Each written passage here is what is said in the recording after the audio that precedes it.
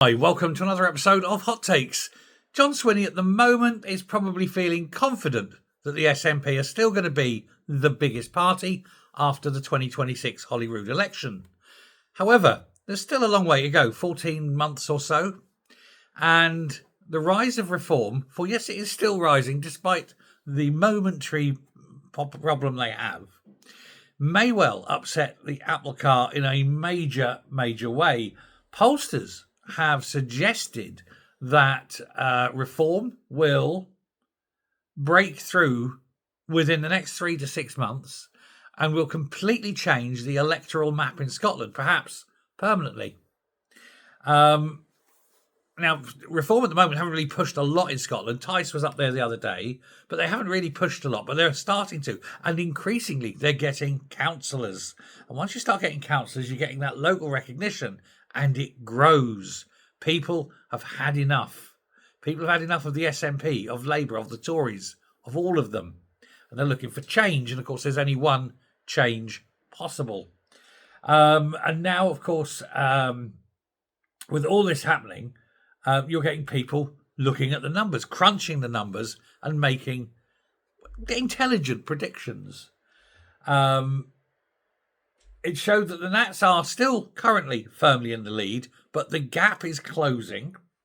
And a third of voters who previously voted for the SNP are maybe choosing not to. That's a big drop. However, given how big the party was, it still means they're probably still going to be the biggest, but just not by as much, anywhere near as much.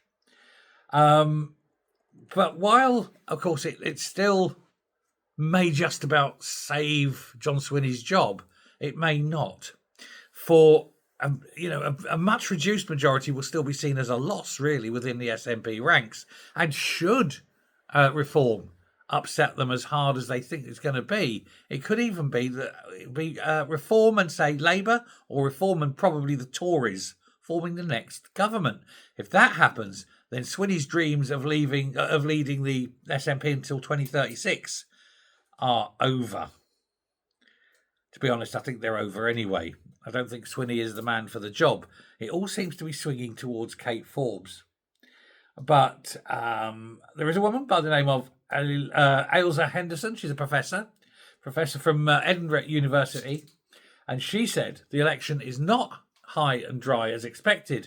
On the figures that they're looking at, the 2026 election looks like it's going to be very, very much a change of direction for Scotland.